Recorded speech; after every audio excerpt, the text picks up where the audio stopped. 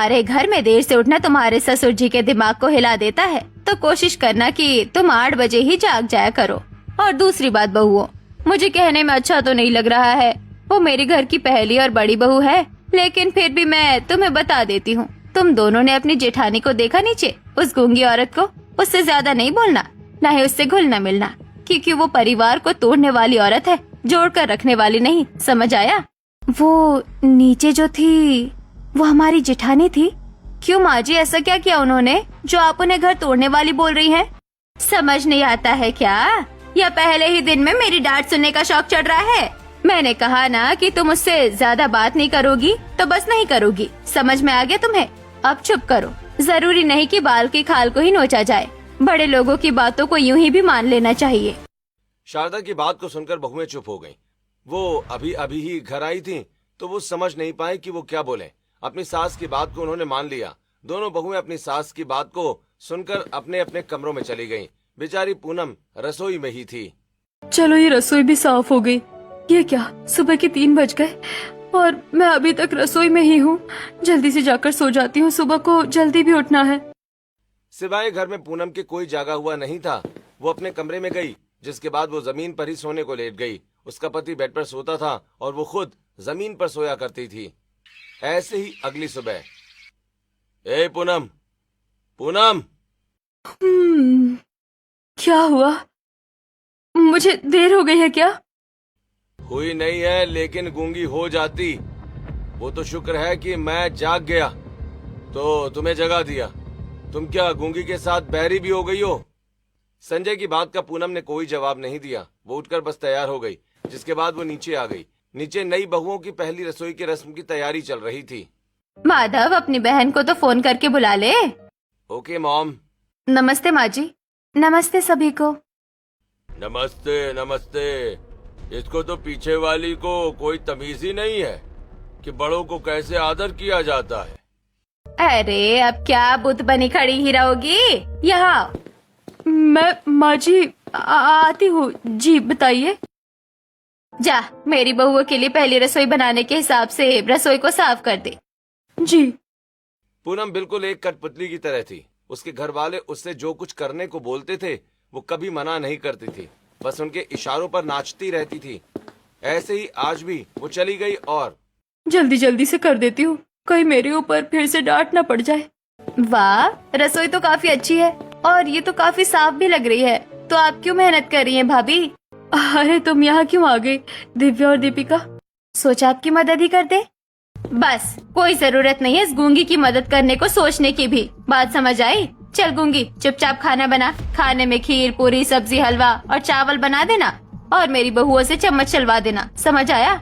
मेरी बहुओं ने अगर और मेहनत की ना तो मुझसे बुरा कोई नहीं होगा। चलो बहुओं, तुम आ जाओ। माँ जी, लेकिन पहली रसोई तो हमारी है ना? जितना बोला है बस तुम वो करो। चल गूंगी, काम पर लग जा। शारदा की बात को सुनकर बहुएं रसोई से निकल गई और थकी हारी पूनम फिर से खाना बनाने में लग गई। जब खाना बन गया तो देवरानियों ने उसमें चम्मच चला दिया। उन्हें ये सब अच्छा तो नहीं लगा।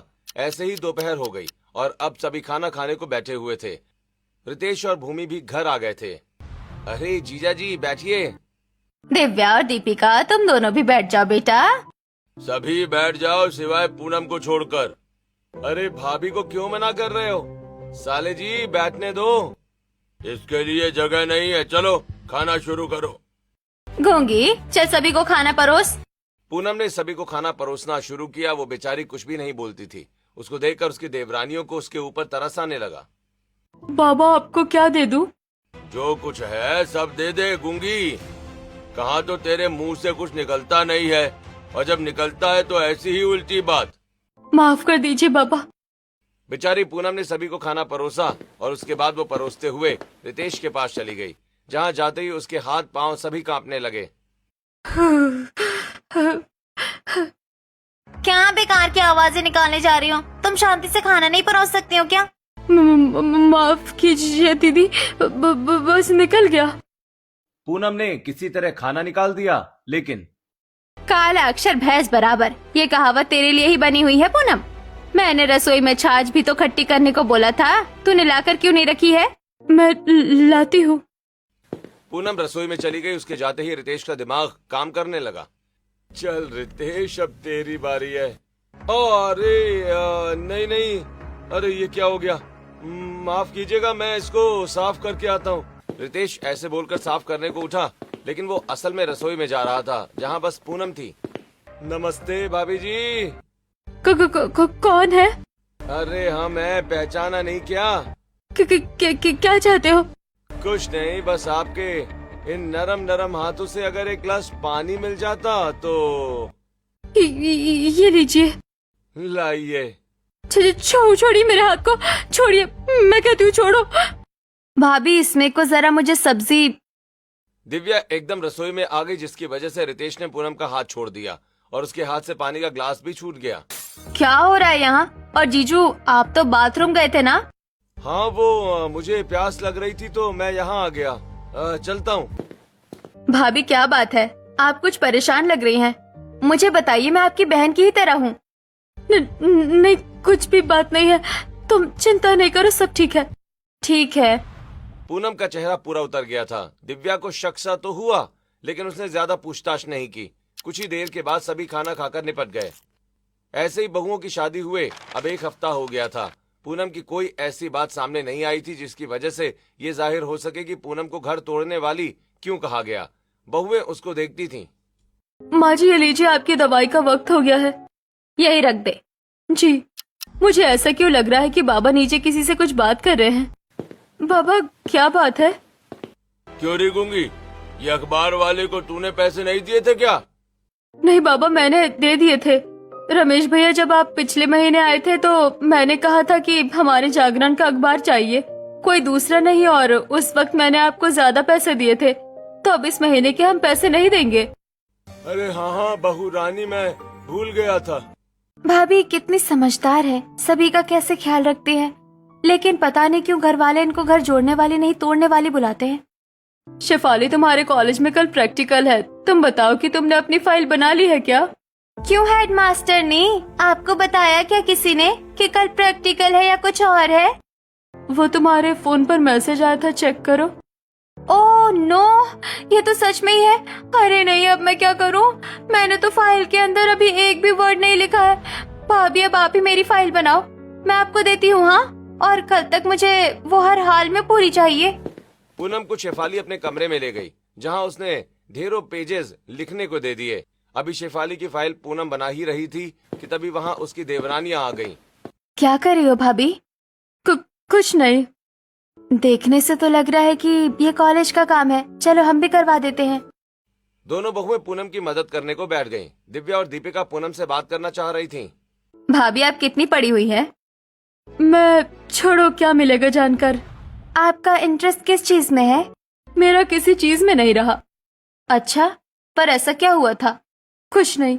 क्या भाभी, आपसे हम जो कुछ भी पूछ रहे हैं आपके पास बस छोटा सा जवाब है, क्यों? इसलिए तो गूंगी हूँ। पूनम की ये बात सुनकर अब बहुएं कुछ भी नहीं बोली। कुछ ही देर के बाद काम हो गया, जिसके बाद बहुएं अपने अपने कमरे में चली गईं। अरे नहीं, हालत खराब हो रही है अब मेरी तो। ये लीजिए, पानी पी लीजिए। तुमसे मैंने मांगा। आपको गर्मी। मुझसे दूर रहा करो, ऐसे मेरे पास आने की जरूरत नहीं है। पूनम संजय के एक कहने पर उससे दूर हट गई। रात को सब सो गए, पर पूनम का काम खत्म नहीं हुआ। वो फिर अगली सुबह जल्दी उठी। आज तो मैंने तीनों के लिए उनकी पसंद का ही लंच बनाया है, जल्दी से पैक कर देती हूँ। सुनील भाई, संजय भाई, मेरी बात को सुनो। हाँ बोल। भैया, मैंने कल एक बहुत ही ज्यादा इम्पोर्टेंट फाइल रखी थी। आपको पता है क्या कि वो अब कहाँ है? ये लीजिए देवर जी, मैंने इसको उठाकर रख दिया था। जो चीज आपके काम की नहीं है भाभी, उसको हाथ मत लगाया करो, समझी? वो देवर जी, मैंने तो संभाल कर रखी थी बस। इसको कुछ भी बोलो समझ नहीं आता है, इसलिए इससे दिमाग मारना बेकार है। चलो भाइयों। क्यों, क्या गलत किया है भाभी ने भैया? एक तो वो आपके परिवार का इतना ख्याल रखती है और आप उन्हें ही गलत बोल रहे हो। दीपिका, नहीं। रिलैक्स भाभी, मैं लड़ाई नहीं कर रही हूँ, मैं तो बस सही बात बोल रही हूँ। या किसी को भी आपको ऐसे डांटने का हक नहीं है। दीपिका की बात को सुनकर तीनों भाई चले गए, जिसके बाद भाभी, मैं क्या सोच रही थी कि क्यों ना आज हम लोग एक पार्टी कर लें। पार्टी? नहीं नहीं, मैं ये काम नहीं करती हूँ। रिलैक्स, इसमें डरने वाली कोई बात नहीं है। अच्छा अगर ऐसा है तो चलिए हम मिलकर घर का काम करेंगे, जिसके बाद हम एक दूसरे को भी वक्त देंगे। हाँ ये सही है, चलो मिलकर काम करते हैं। पूनम के साथ उसकी देवरानियां भी काम करवाने में उसकी मदद करने लगी। पूनम ने सफाई की तो दीपिका और दिव्या ने खाना बना दिया, जिसके बाद वो अपने कमरे में आ गई। अरे दिव्या बहू, ये गूंगी तुम्हारे साथ क्या कर रही है? कुछ नहीं माँ जी, मैं जाती हूँ मैं। नहीं भाभी, ऐसे डरिए नहीं। माँ जी हम बहुएं बस आपस में गपशप कर रही हैं। इस गूंगी को यहाँ से भेज दो, इसके साथ रहने की कोई जरूरत नहीं है। क्यों माँ जी, हमें तो भाभी अच्छी लगती है, अब आपको नहीं लगती है तो वो आपकी प्रॉब्लम है ना। शारदा को बहुओं ने जवाब देकर भेज दिया। बहुएं पूनम के साथ थीं। तुम्हें माँ जी से ऐसे नहीं बोलना चाहिए था। हमने कुछ गलत नहीं किया। चलो भाभी मिलकर स्किन केयर करते हैं। आज तो मैं आपको शीट मार्क्स लगाऊंगी। तीनों बहुएं ऐसे ही आराम से एंजॉय करने लगी। पूनम को बड़े दिन के बाद आज खुशी सी महसूस हुई थी। ऐसे ही दिन बीत गया और रात हो गई। रात को आज हमारे पति ऑफिस से घर को नहीं आ पाएंगे। आज उन्हें ऑफिस में बहुत ही ज्यादा काम है, तो वो वहीं रहेंगे। क्या कहा? अच्छा ठीक है। क्या वो नहीं आएंगे? हाँ भाभी कोई बात नहीं, हम तो सभी है ही ना घर में। हाँ वो तो ठीक है, लेकिन पूनम ऐसे ही परेशान होने लगी। बहुओं को उसका परेशान होना समझ नहीं आ रहा था। वो घबराहट में अपने कमरे में चली गई। रिलैक्स पूनम, घर में सभी लोग हैं, आज ऐसा कुछ नहीं होगा, तू डर नहीं। अरे नहीं, अब मैं क्या करूं? पूनम कभी अंदर जाती कभी बाहर जाती। वो ऐसे ही आना जाना कर रही थी। देवरानियों ने ये देख लिया और वो कमरे में आई। भाभी क्या बात है, आप ऐसे पैनिक क्यों हो रही हो? कुछ नहीं। नहीं कुछ तो है, और आज आपको बताना पड़ेगा। मत पूछो, वो बस मेरी जिंदगी की एक बुरी याद है। देवरानियों से लाख मना करने के बाद भी वो नहीं मानी, जिसकी वजह से पूनम को उन्हें अपने चुप रहने की सच्चाई बतानी पड़ी। ये घटना है पूनम की शादी के एक हफ्ते के बाद की। पूनम अपने कमरे में तैयार हो रही थी। वाह, आज का मेकअप तो गजब हो रहा है। तुम हो ही इतनी ज्यादा प्यारी कि गजब ही लगेगा। अच्छा पूनम, मैं बाहर जा रहा हूँ। हाँ जाइए। संजय चला गया। पूनम अपने कमरे में ही थी। घर में कोई नहीं था, बस शारदा थी, जो खुद भी अपने कमरे में ही थी। ऐसे में ही शराब पीकर एक महीने पहले ही ब्याया हुआ रितेश पूनम के घर में घुस गया और उसके कमरे में आ गया। और चिकनी चमेली, क्या हाल है? अरे जीजा जी आप? हमें जीजा नहीं, जान बुलाओ, जान। क्या बदतमीजी है ये क्या? आपने तो शराब पी हुई है। संजय जी मदद कीजिए, बचाओ बचाओ। आवाज जरा कम निकालो, जाने मन, कोई सुन लेगा।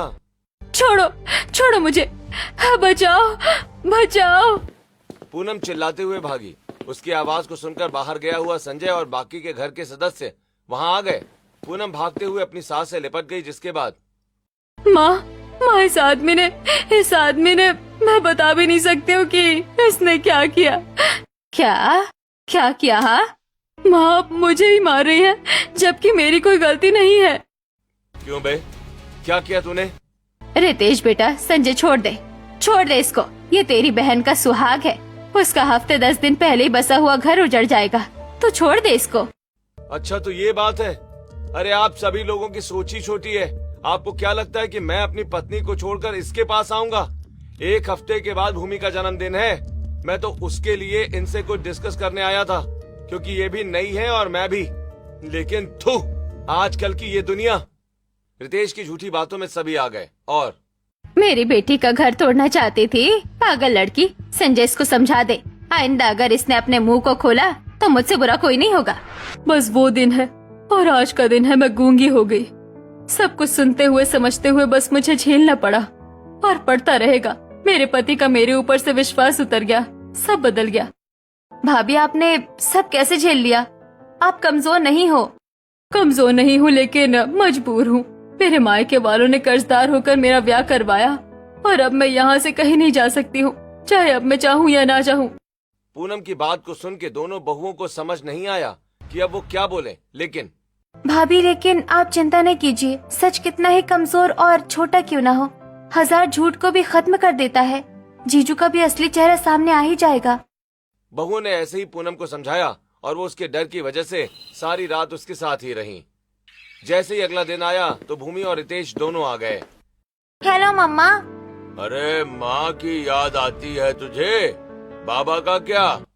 अरे बाबा, आप तो मेरी जान है। अब देखो, आ तो गई हूँ मैं आपके पास। अब कई दिनों के बाद ही जाऊंगी। अरे भाभी जी, आप तो दूर से ही चमक रही हैं। अच्छा। लाइए पानी तो लाकर पिला दीजिए अपने हाथों से। पूनम रितेश की बात को सुनकर कांप गई, लेकिन अब उसकी देवरानियां उसके साथ थीं। अरे जीजू, भाभी के क्यों, हमारे हाथों से पी लीजिए, हम तो नई बहुए हैं। What nonsense. अरे भूमि जी, मजाक था। रितेश बहुओं की बात से जल गया। पूनम को उन्होंने कमरे में भेज दिया और खुद दिव्या ने रितेश को पानी दिया। पानी देने के बाद रसोई में। इस आदमी के रहने की वजह से अब भाभी परेशान रहेंगी, लेकिन ये अच्छा मौका है इनका असली चेहरा सामने लाने का। हम अब अपना खेल खेलेंगे। दोनों बहुओं ने सोच लिया था कि अब वो रितेश की सच्चाई सभी के सामने लाकर ही मानेंगी। ऐसे ही अभी वो एक दूसरे से बात कर ही रही थी कि तभी वहाँ शेफाली आ गई। किसका राज और कौन सा खेल? भाभी क्या हो रहा है यहाँ? कुछ नहीं, वो बस हम BGMI की बात कर रहे थे। अच्छा, वैसे भाभी तैयार है ना? आज दीदी आई है ना? हम सभी बाहर पिकनिक मनाने जाएंगे शाम को। शेफाली ऐसे बोलकर चली गई। ऐसे ही शाम हुई और पूरा परिवार जाने लगा। बहुएं भी थीं, सिवाय पूनम के। पूनम भाभी कहाँ है? वो नहीं जा रही है क्या? किस गूंगी का नाम ले रही हो? मुझे तो उसके नाम से भी जलन सी होने लग गई है। चलो चुपचाप, उसकी कोई जरूरत नहीं है हमें। ऐसे कैसे? घर के काम पूनम के बिना नहीं होते और मजे करने के लिए पूनम की ही जरूरत नहीं है। वाह! क्यों अच्छे खासे मूड को खराब कर रही हो? नहीं नहीं, मेरी वजह से आप लोग अपना रूटीन खराब नहीं कीजिए। आप जाइए, मैं घर में ही ठीक हूँ।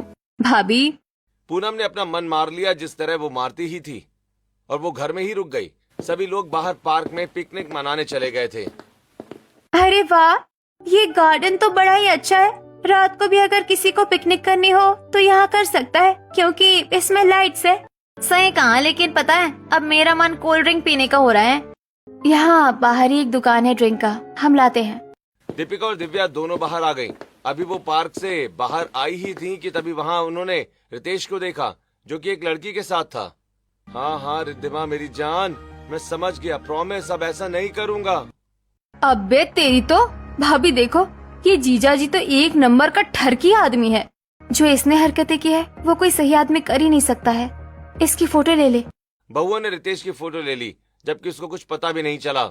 रात को वो पिकनिक करके वापस आ गए, जहाँ पूनम सारे वक्त बस अपने कमरे में ही बंद थी। भाभी आप ठीक तो हो? मैं हाँ ठीक हूँ। ये लो, ये खा लो, हम आपके ही लिए लाए हैं, और अब टेंशन नहीं लेना। दिव्या और दीपिका का दिया हुआ खाना पूनम ने खा लिया। दीपिका और दिव्या अब और भी ज्यादा अलर्ट हो गई थीं, क्योंकि उन्होंने रितेश को देख लिया था। ऐसे ही 2-4 दिन और गुजरे। रितेश पूनम की आंखों के सामने रह रहकर उसे सताता था। भाभी आप कितना काम करती हैं, आइए बैठ जाइए। नहीं। अरे बहुत जगह है, आइए मेरी साइड में बैठ जाइए। क्यों जीजा जी, आपकी साइड में बैठने को आपकी पत्नी नहीं है क्या? मजाक था। जैसे मजाक आप भाभी से करते हो वैसा ही हमने भी कर दिया। बड़ा ही बुरा मजाक था। आपके मजाक की तरह ना। अब बहुएं रितेश को उसके हिसाब से जवाब देती थीं, जिनसे वो जल जाता था। ऐसे ही आज का दिन भी गुजरा। रात हो गई थी और अरे मेरी लंगोट मैं ऊपर डाल कर आया था, किसी ने उतारी कि नहीं? मैं लाती। रुकिए भाभी, मेरे ही कपड़े पड़े हुए हैं, ऊपर को चलिए, मैं ले आती हूँ। दीपिका और दिव्या दोनों साथ में गईं। अभी वो आधी सीढ़ियां चढ़ी रही थीं कि उन्होंने रितेश की आवाज सुनी, जो कि अपनी गर्लफ्रेंड से बातें कर रहा था। अरे हाँ जान, मैं समझ गया। हाँ उस बोझ को तो मैंने छोड़ दिया है, उसके मायके।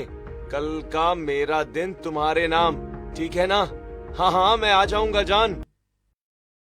क्या बात है, चोर खुद ही अपना सच उगल रहा है। अब आएगा मजा। भाभी सुना आपने, कल का दिन अब कयामत का दिन होने वाला है। दोनों बहुओं ने रितेश का अब भंडा फोड़ने की ठान ली थी।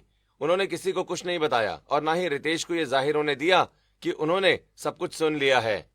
ऐसे ही अगला दिन आया और दोपहर के वक्त रितेश झूठ बोलकर निकल गया।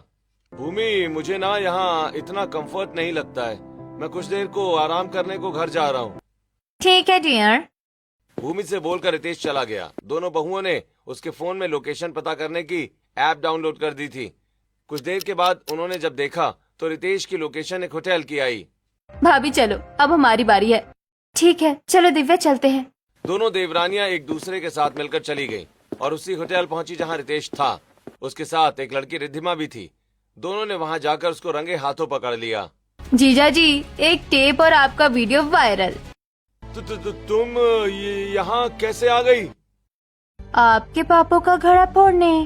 उनकी बात को सुनकर रितेश डर गया और वो उनके पास आ गया और बदनामी ना हो इसके लिए वो उनके साथ साथ घर को भी आ गया। घर आने के बाद बहुओं ने रितेश की सच्चाई सभी को बता दी।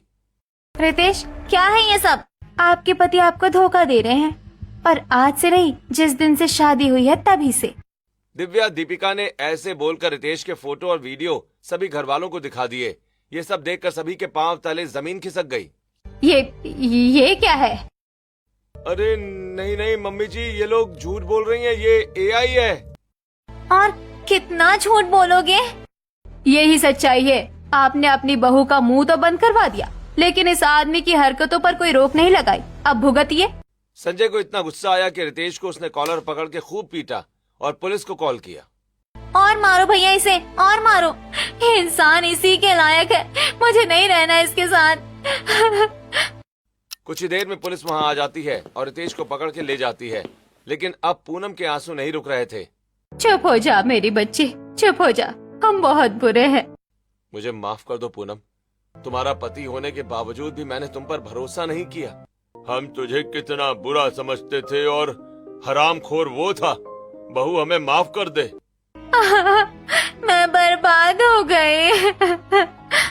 भगवान तुम जैसी देवरानियां हर किसी को दे। तुम दोनों ने मुझ जैसी गूंगी को अब जुबान दे दी है। मैं तुम लोगों का कैसे शुक्रिया करूं। शांत हो जाइए पूनम भाभी। मेघा दीदी, आप दोनों की इसमें कोई गलती नहीं है। वो इंसान ही घटिया था। अच्छा हुआ, अब वो हमारी जिंदगी में कभी वापस नहीं आएगा। पूनम की छिनी हुई आवाज अब देवरानियां बन चुकी थी। वह रितेश अब जेल के सलाखों के पीछे था। सभी घर वाले अब हंसी खुशी साथ में रहते थे। मेघा ने रितेश से तलाक लेने का फैसला कर लिया था। दोस्तों, आपको क्या लगता है, रितेश अपनी इतनी बेइज्जती को भुला पाएगा या अपने अपमान का बदला लेगा? कमेंट करके बताएं।